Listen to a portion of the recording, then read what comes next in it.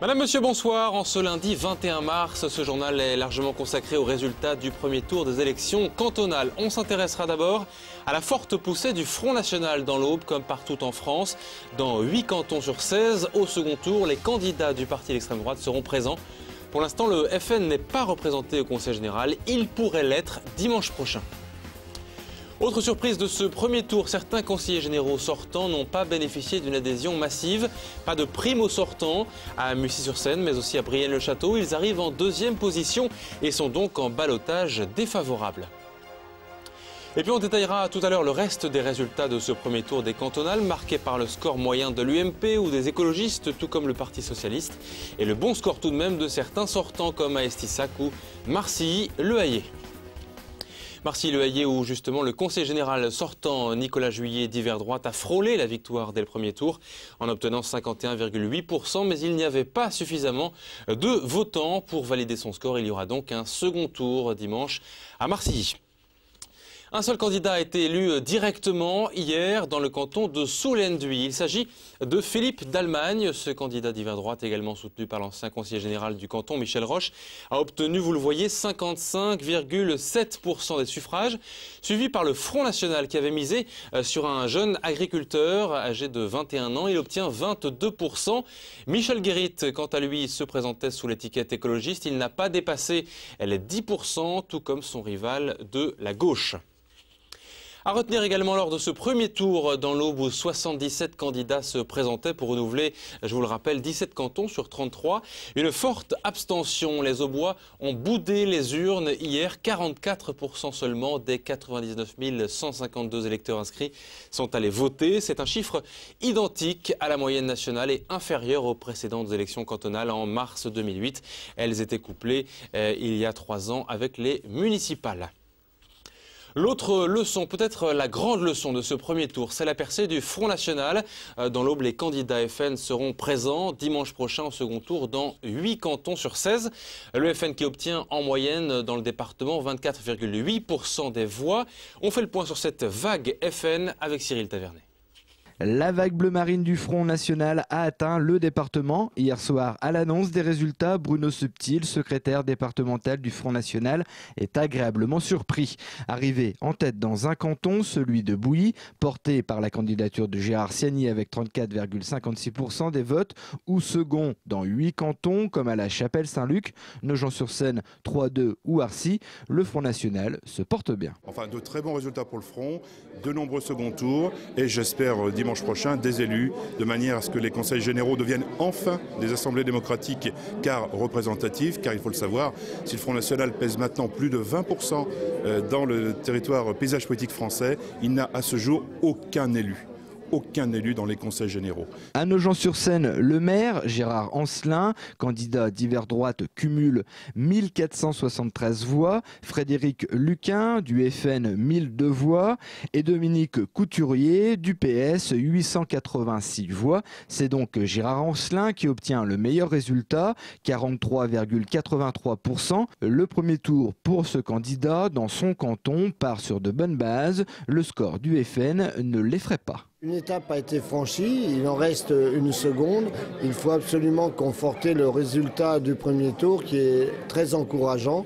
Je pense que le travail et le bon sens l'ont emporté.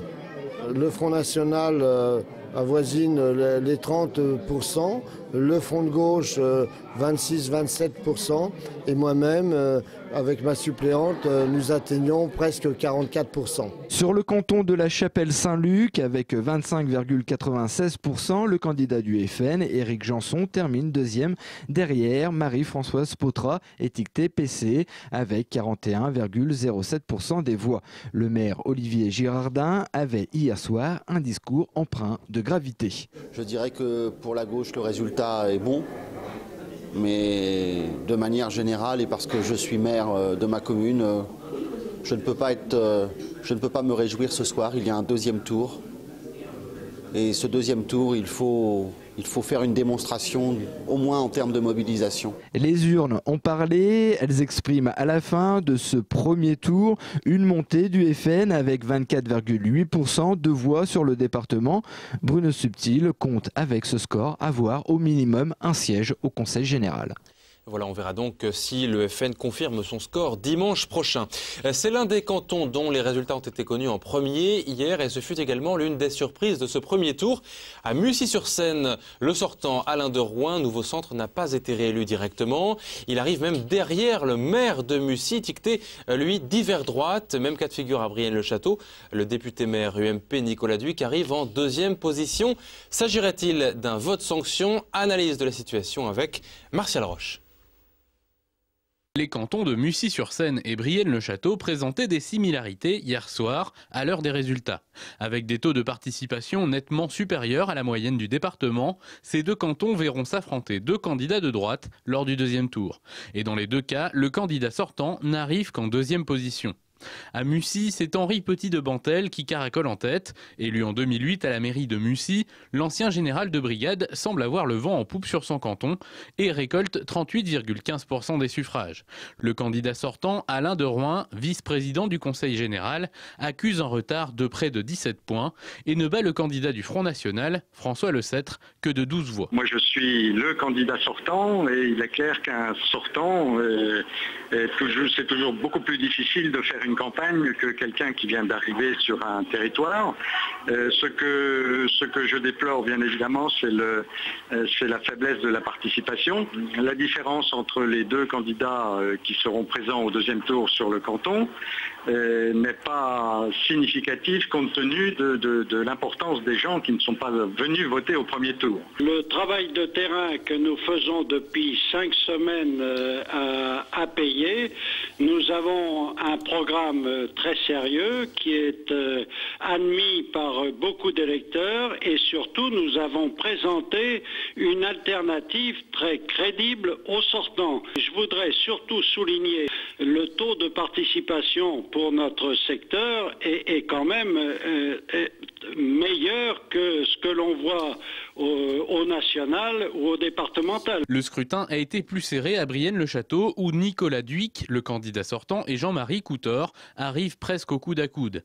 Bernard Mathieu, pour le Parti socialiste, n'est pas parvenu à rassembler 12,5% des inscrits pour passer le premier tour.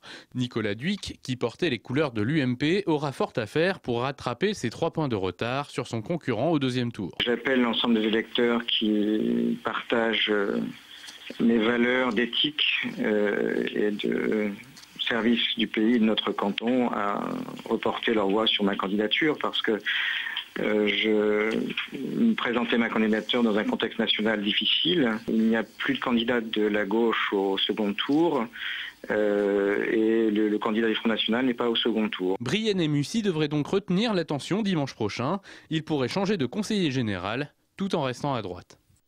Quant au reste des cantons, les résultats sont moins surprenants. Vous allez le voir avec des scores attendus. Certains sortants peuvent penser qu'ils seront reconduits dimanche.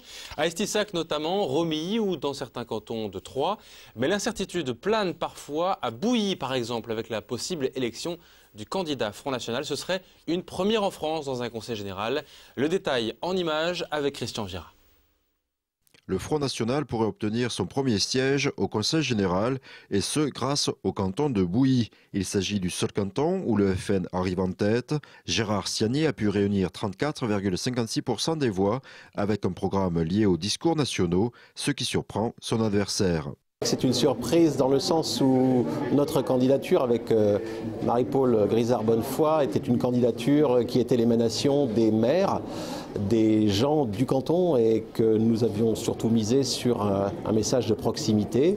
Il est vrai que le résultat de ce soir nous montre qu'un certain nombre d'autres problèmes se sont invités dans cette campagne, des problèmes plus nationaux. Bouilly était jusqu'à présent un canton de gauche et pourrait donc basculer à droite. Dans le canton de Villenox, près de 51% des 2800 inscrits ont exprimé leur choix.